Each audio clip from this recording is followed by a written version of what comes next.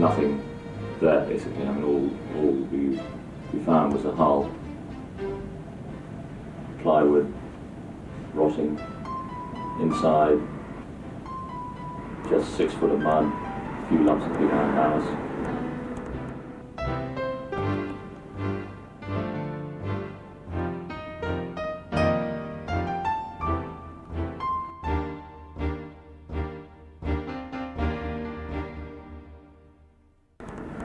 She was lying on her side, looking very sorry for herself, and we just literally had to start from scratch.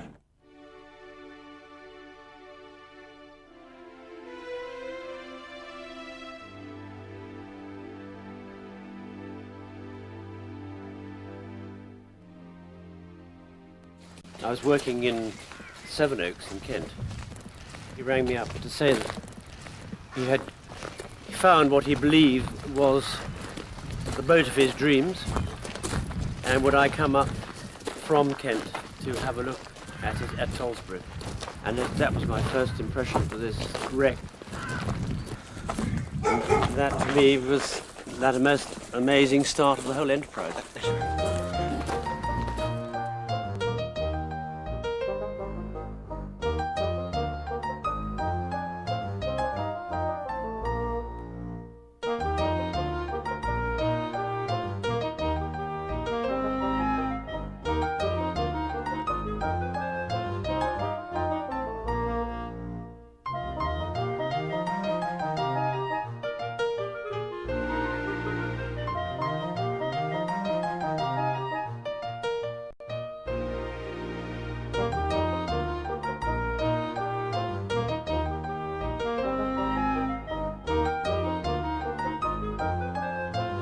And the boat came basically into my parents' garden, and at that stage the whole thing was just going to be all over in 3 years. And we put a concrete plinth down, built a temporary shelter over her, and I didn't feel it was worth building an exotic shelter because she wasn't going to be there for very long.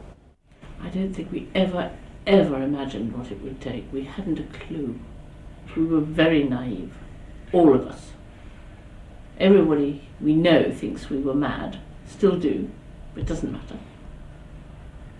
And they never thought it would be finished. Now they're going to get a surprise.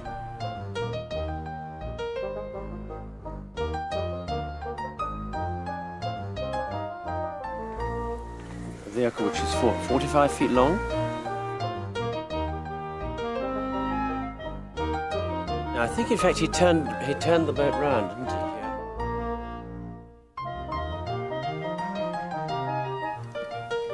The boat came in backwards, didn't it?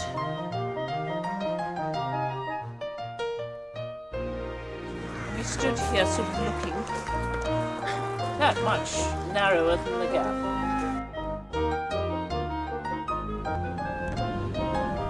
She was in a terrible state. I mean, we were able to see it in a very beautiful shape, which we recognised straight away.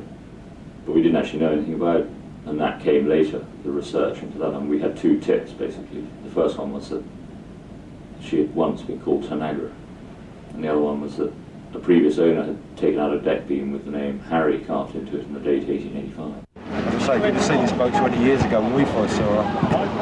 We were talking, she would now be just some sticks coming out of the water. I mean, she was ready for that. As I say, we got her at the end of it. She was at the point where she was nearly sticks. We discovered that she was built at Camper Nicholson's in 1885 and designed by J. Beeble Webb, who at the same time was designing Galatea for the America's Cup the following year. It's an extremely important boat. It's the last James Beeble Webb design of that period that survives, to the best of my knowledge. There are 2 or 3 others around, but none of them are sailing at present, and yeah, the odds are that they won't be restored. So, yeah, she's a very rare and important boat, and I think as an artifact she has a value on her own. Even if she sailed like a pig, it wouldn't really matter to me. On the other hand, I'm sure she doesn't, and I'm sure, you know, people will have a lot of fun with it.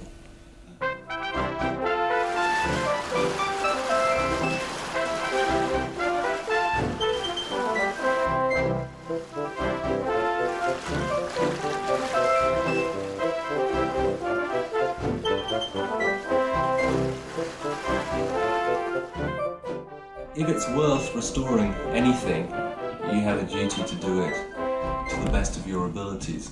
So the duty is to say that we have something in poor condition, we have so much information, let's put it back to how we think, to the best of our ability it was. In 100 years' time, we'll have lost even more information probably, and the ability to put it back will be even smaller.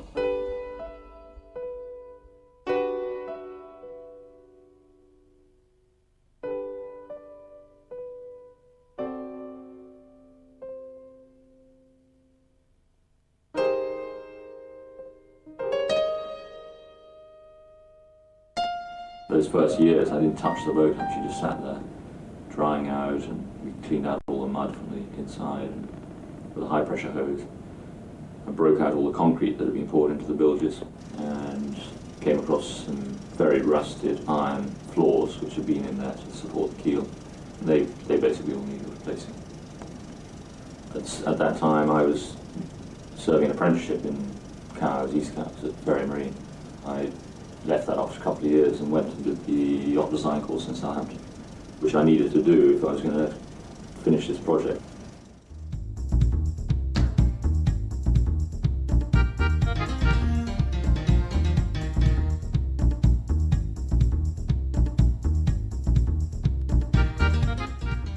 Full lines plan is basically a three-dimensional representation on paper of what the boat looks like, looking at it from the side, from above and from the ends, and it's cutting the boat into sections in those three dimensions. If you're designing a boat, it's basically the very first thing you do. I mean, you have to have that on paper, and you can work out stability and how much sail area the boat's going to need, possibly how far she's going to be, and build up the sail plans and the construction details and all the fittings and materials that you're going to need. And by measuring off the lines plan, you can work out the volume that's going to be under the water. And I could see that there was going to be, you needed 28 tons of volume inside that boat to pull her down to her waterline. But working out what you do on paper is you work out the weights of all the materials, like the masts, the hatches, the decking, the hull planking, and you end up with a weight of 18 tons. So you've got a difference of basically 10 tons.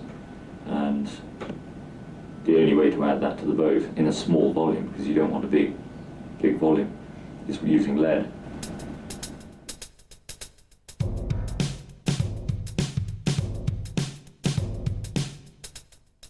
When you build a boat, you start with a keel. I mean, that's the key part of the boat, really. So you've got to get that right before you do anything. And so using the lines plan, I drew up a keel, which I felt would be satisfactory in terms of balancing the sail area.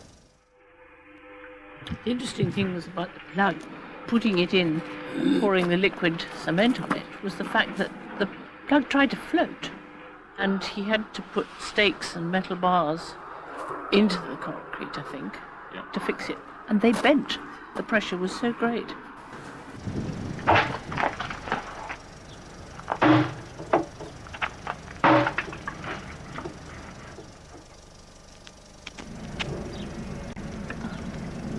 Well, basically it was a phone call from Alex to say that he had an old keel that he bought.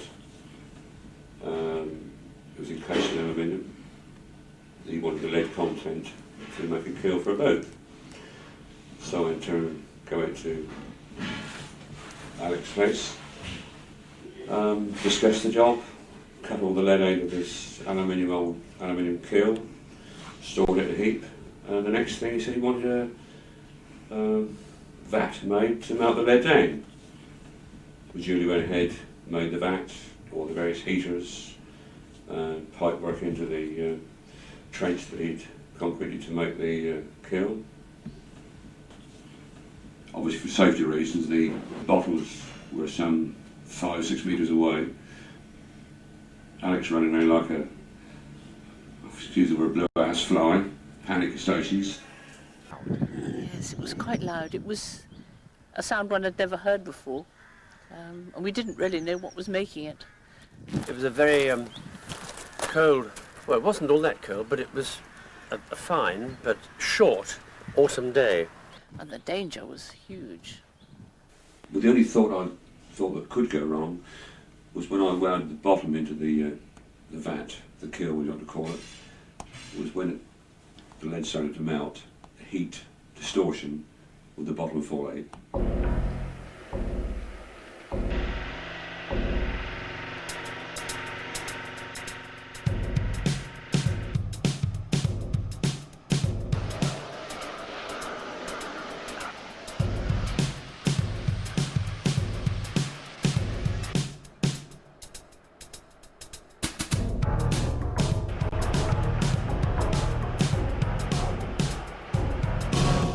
Burners under the pipes to keep the pipes hot, so as the lead ran through the pipe it kept the temperature, didn't chill and solidify.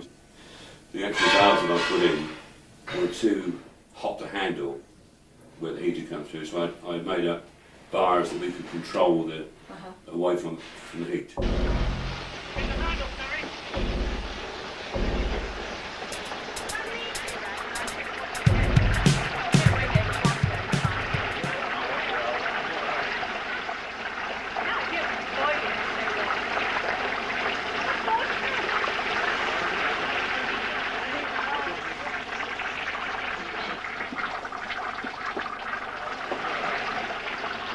The actual sound of the lead when it was poured, going into that slightly damp concrete, was like an auditorium full of people clapping.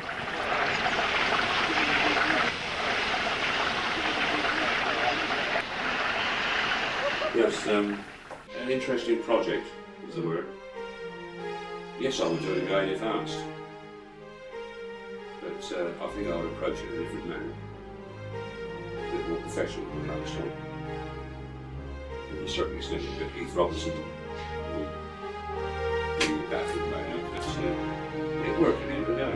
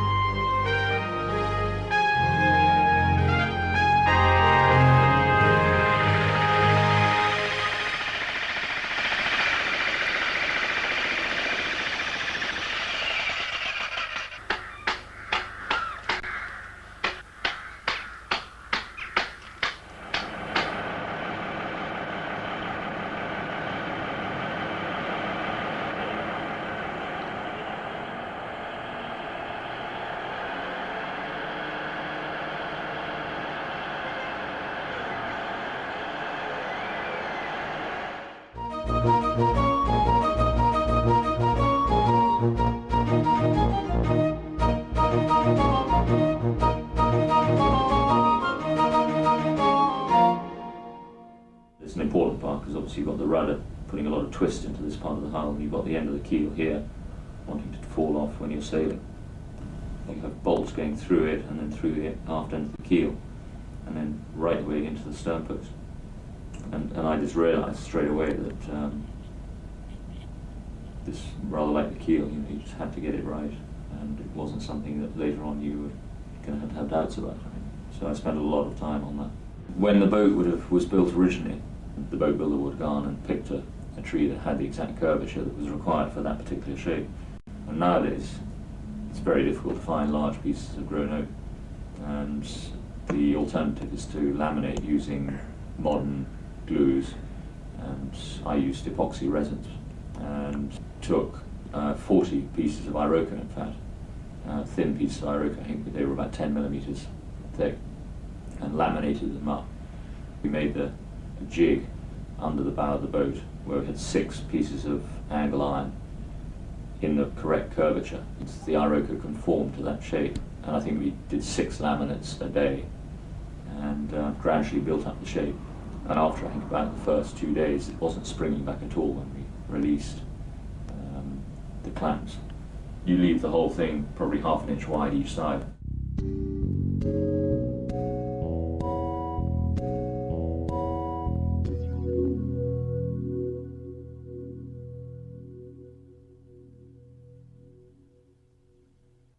Inside was this sort of appalling mess of framing, and most of the problem was caused by the fact that the iron floors had been through fastened into the oak with iron bolts, and iron and oak just do not mix because the tannin in the oak reacts with the iron and corrodes the oak.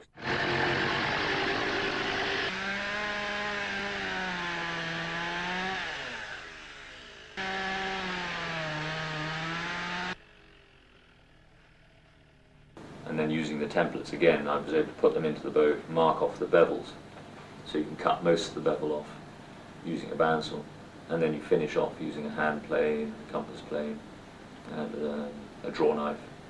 Probably took about 4 months, something like that, just working through the whole boat.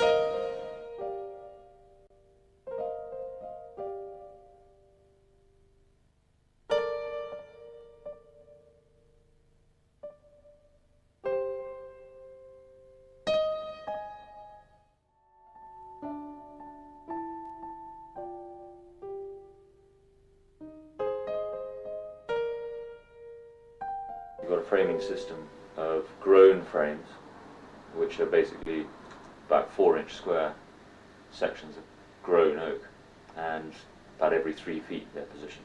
And in between, every 12 inches, there are 2 steam bent timbers, which is basically steam bent oak. Originally it would have been Canadian rock elm, but it's very difficult to get lengths of Canadian rock elm nowadays, so I used oak. And they're about 1.5 inches thick. To get those to conform to the shape of the hull, rather than actually use grown shapes, we steam bent them, which is the traditional way of doing it. So you put them in a long metal pipe attached to a boiler at one end and plugged at the other, and cooked them for about an hour and a half. Essentially, the pipe was here. Alexander had erected it at a height. It was above the boiler, which was in the corner, and there was a chimney behind there. And then you boiled the water, for the set, for probably 4 or 5 hours. Steam came out, which went into the pipe. You have to wear leather gloves because they're very hot. Carry them in, ease them into shape, and then leave them like that overnight. And then you take the bracing off the next day. It's probably best to slightly overbend them because they'll spring back a bit. Sometimes you maybe spend 4 or 5 hours doing one of the frames, and then take it to the jig, bend it, and at the crucial moment, crack, break, and that's finished. So I ordered, I think, 40% more wood than I actually needed. And then a great cry for help, and I think that's a picture of me easing the frame out, and this is Alexander pulling it out. Actually, it might have been another of his friends, I can't remember.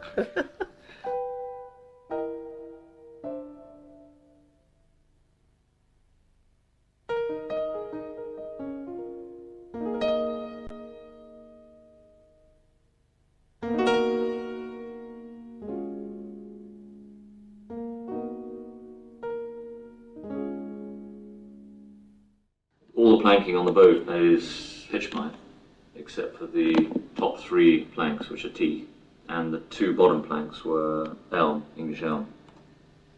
The problem here was it had been in the water for 40 years and completely dried out and shrunk and just deteriorated completely. And you could tell, looking at it, that those 2 planks had to go. There were inch gaps either side, and a couple of them had shapes right down the middle you could put your finger through. So I took them off and bought a 40-foot log of Iroko, and that had been sawn through and through to 2 inches, 1 inch and 3/4. I was able to use the old planks that we took off and laid them on the log, and actually used those old planks as a sort of template and a pattern. So we took them off, cut them out with a portable circular saw.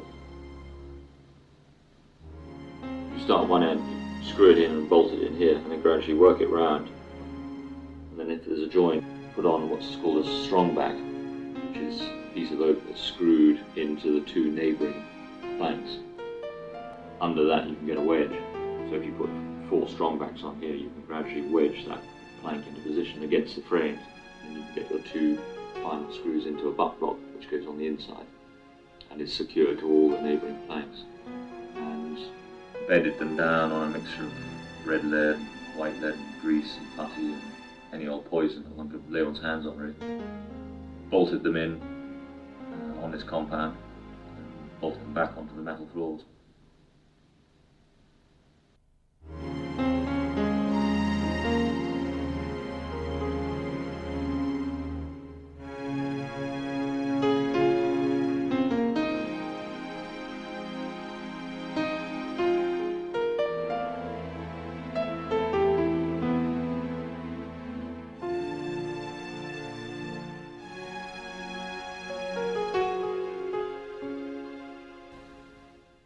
after about 8 years, we had a very strong hull, and all the frames in, the bilge stringers back in, the deadwood knee back in, the keel on, and well, the keel actually wasn't secured at that stage; it was still separate. But I mean, it was lying alongside the boat, ready to go on. The wood keel was fastened.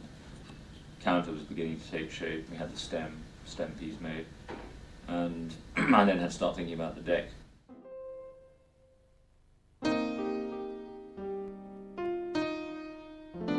To support the teak deck, obviously you need deck beams.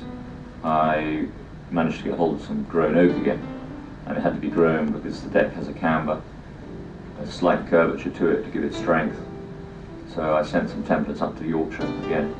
I got these large balks of oak. I came back and fitted them again. I started at approximately here, fitted the first one across, and then the carlin itself that runs fore and aft here and here is dovetailed with a half dovetail into that deck beam. And I fitted each deck beam across the boat at each point, and then put the carlins in between and the half beams at each hatch, and ended up with this totally framed out deck system.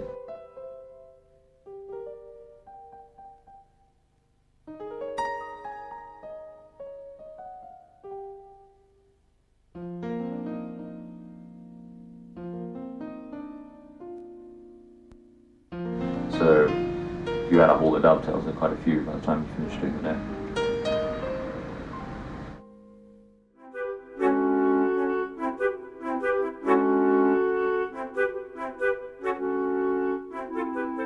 An idea I'd seen in one of Dixon Kemp's books was to taper the aft planking back here, and at Hyde Marine Services in Southampton, where the boat was taken, we laid down this teak deck. I put that in using a compressed air gun.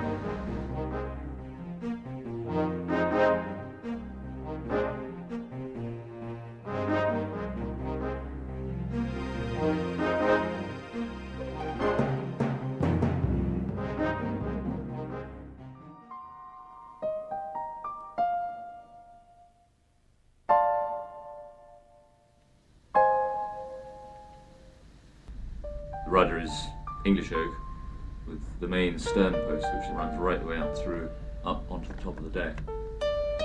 And there's a bronze rudder head bearing, which is slotted for the tiller.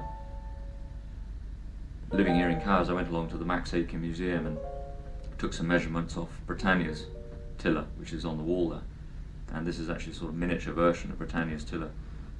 The carving is a monkey's fist carving, with a bronze sleeve over the handle, which these boats traditionally had.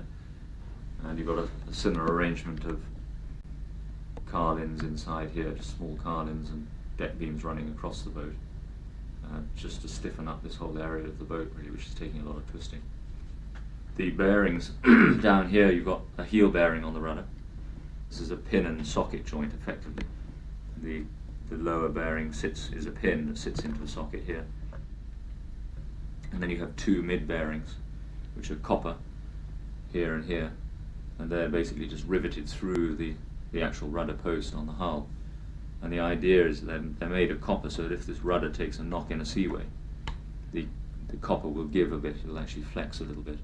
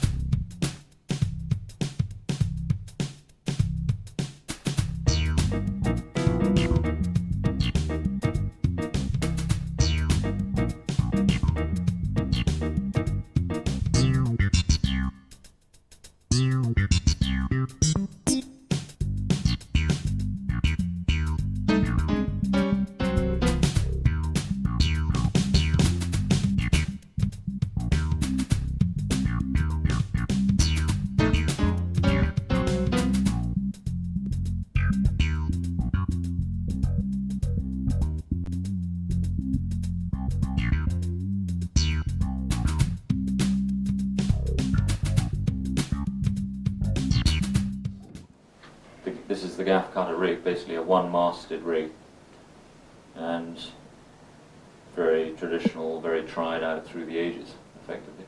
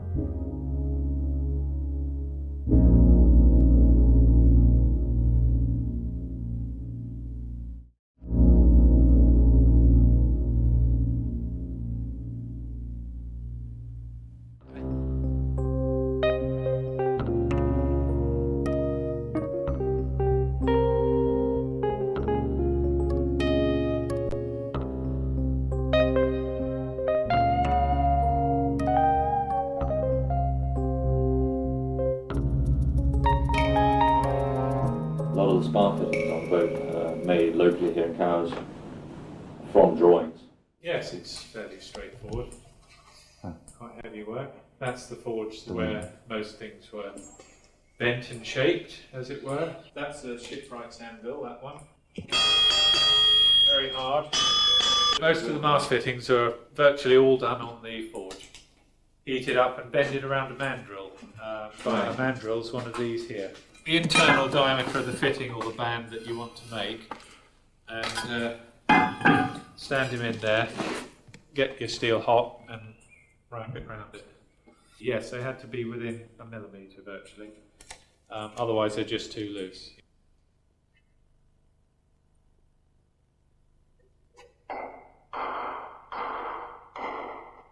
I haven't seen a boat put together like this, not to this extent in detail ever. You know, she's been, quite nicely researched.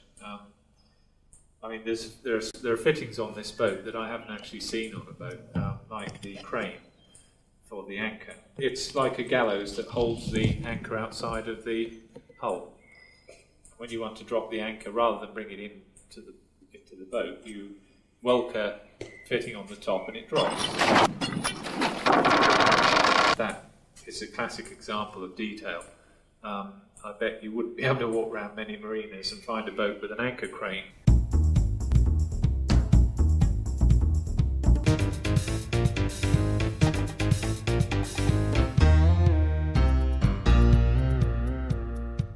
Once I designed the fitting and produced a drawing, I then gave the drawing to a pattern maker. Pattern maker would make the three-dimensional shape in geluton, very suitable pattern maker's timber, and then the pattern would be used to make a negative in some sand, and the bronze casting would be made in that negative. These patterns have always been first class, and from these patterns we then make the castings, do any necessary machining and polishing to finish.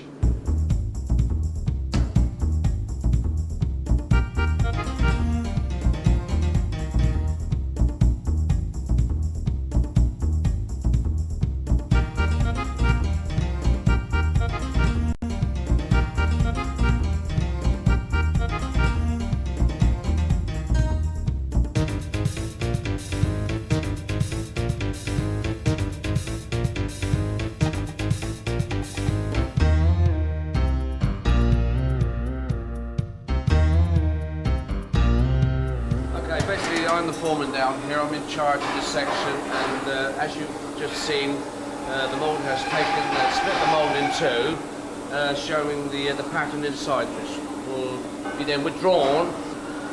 Consequently, he will blacken the mould, Right. protect it from the molten metal that goes in there. If you don't do this, you will get a situation whereby the metal will burn into the sand, and you'll have a very rough casting. So.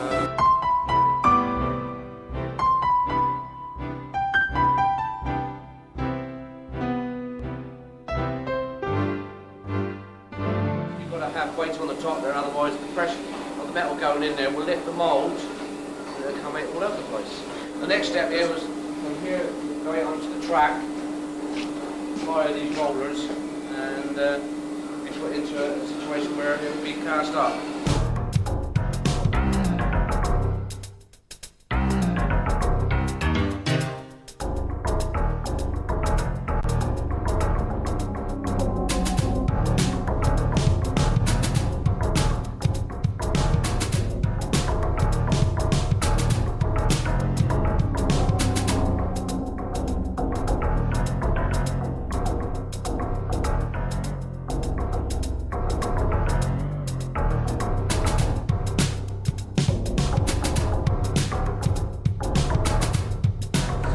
From that point on, the metal is allowed to cool off, and then the labourer will come along, knock it out, cool it down if necessary, and then go to the fettling department where it's trimmed and tarred up.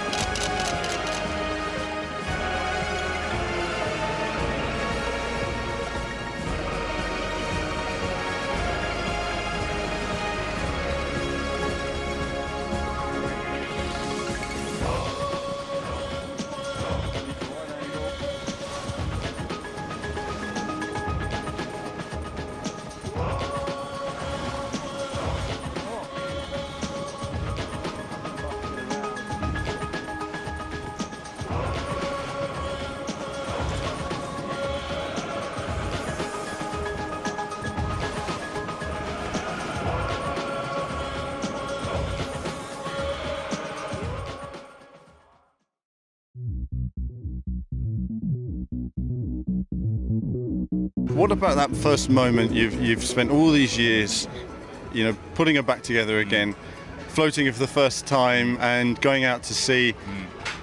There must be a certain tension there with you. Where is she going to hold together? Well, it's a very good question. I mean, you're absolutely right. I mean, when we took the boat to Palma for the first regatta, we were eyeing up the opposition, which was a very well-known, very high-profile boat called Avel, and I was slightly intimidated by her because I'd heard so much about her and, you know, little Partridge with our modest little team. And we entered the first race, having never raced in the Mediterranean before, and we beat her. You know, we beat her to the first mark, and we won the whole regatta in Palma. And I think, you know, it basically took everyone by surprise, and we were delighted because, and I remember phoning Peter, and I'd said, Peter, you'd better sit down. What I've got to tell you is we've just beaten Avel, we've won our class, and you're right, it was a wonderful moment after all those years to have that recognition of, you know, and so many people have been behind the boat. I mean, it's over 100 people I could list who have helped, you know, for free, you know, chipped in with advice, helped with work. You know, my sisters helped with, you know, getting the blocks ready just before the first race. I mean, the list would go on and on. So it was very gratifying, and to see that. A very special moment that after 130 years, you know, it's so competitive, it's almost destiny, isn't it? That's brought you to this point. Surely that there must be like such a gratifying feel for that, for people who perhaps say it couldn't be done. Yeah, you're absolutely right. I mean, you can't. Don't really have the words to describe the feeling that after all these years, it's come to this point where, you know, I mean, the Rolex Trophy and winning at Saint-Tropez is a difficult thing to do. And, you know, we've been here many years, and we've battled through rough weather, calm weather, and you know, I know from experience that it's a very, very difficult thing to do.